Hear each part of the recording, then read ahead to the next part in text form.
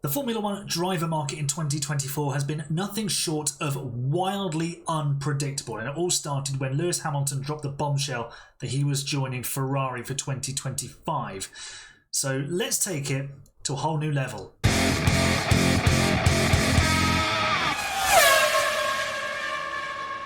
Hello folks, and welcome to a brand new experiment video here on AHGP. We're going to be taking charge of a creator team, and we're going to see what happens when you remove all of the drivers from their F1 teams. So I've created Frontier Racing. We've signed two completely unknown drivers in Annie Hubert and Andres Gonzalez.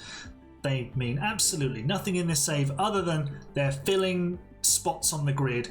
And now we can see who all of these teams are going to sign, because everybody is a free agent. They've all been fired. Literally every single one of them. We have 11 days until the Bahrain Grand Prix, and only 2 drivers have a seat on the grid.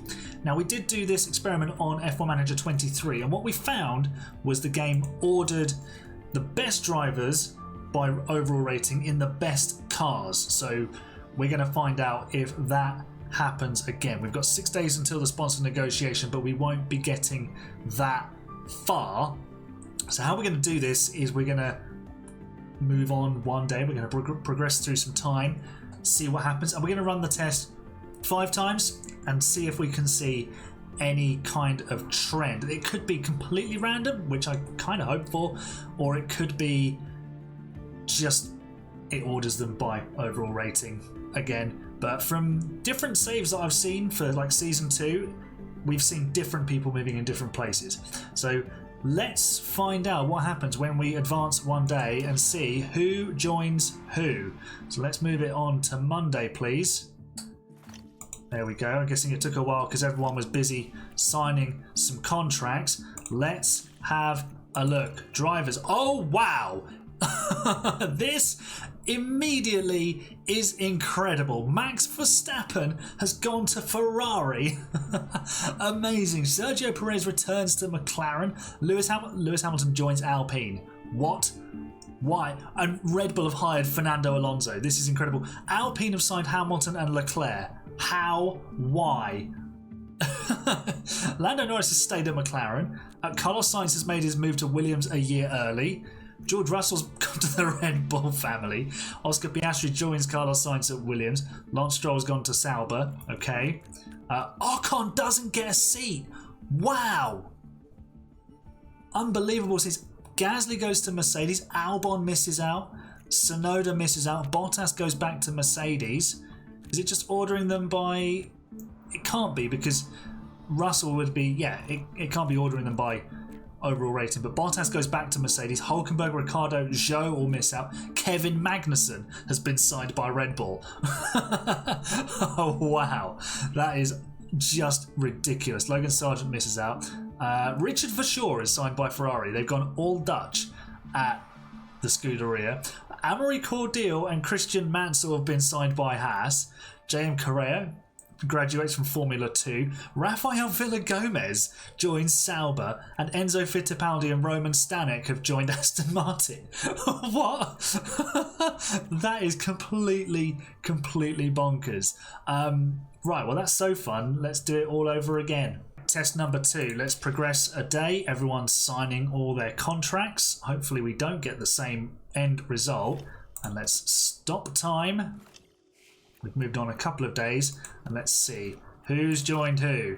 Oh, it is all exactly the same.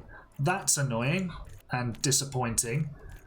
Okay, maybe it just sort of pre-chooses where they're going to go. Let's have a look.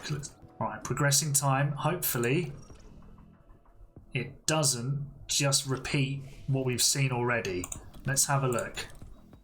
Sadly, annoyingly, it's just going to give us that one set of driver moves. But that's pretty wild, to be fair, isn't it? That's a randomized grid. I mean, who wins the championship out of this? Probably Alonso? Maybe Lando Norris? What is Alonso rated? 90? Not sure I'd rate him at 90 anymore. But Lando, ATA, Verstappen would probably still be very difficult to beat in the Ferrari. Interesting.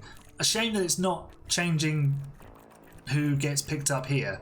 That must be predetermined, because I've seen in other saves that people have done on YouTube that Richard Verschoor gets picked up if you take someone out of a top team. It's a bit odd. Maybe it's predetermined. But yeah, there's no point running it 5 times because we've had exactly the same thing 3 times in a row.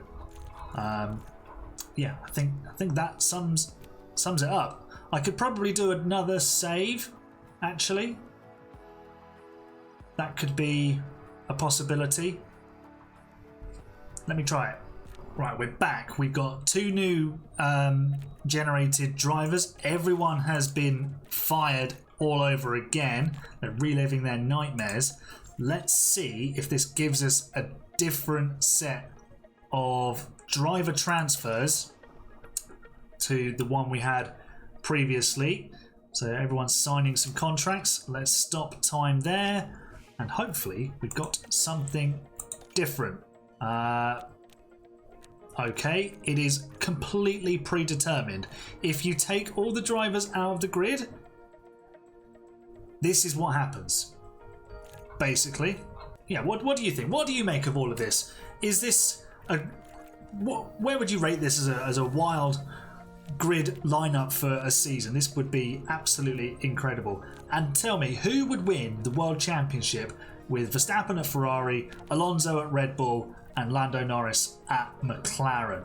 And to be fair, Sergio Perez at McLaren, but only 86 rated. But anyway, yeah, let me know in the comments who you think would become world champion out of this. I could probably simulate it and see what comes out the other side, but that would take a bit more time than I've got at the moment. Well, that was kind of fun, but then kind of anticlimactic, wasn't it? We just get the same end result, which is a bit annoying, but still quite an interesting grid lineup, I think. If you want to see more F1 Manager experiment videos, make sure you leave a nice big thumbs up on it for me, and subscribe for more F1 Manager content coming very, very soon.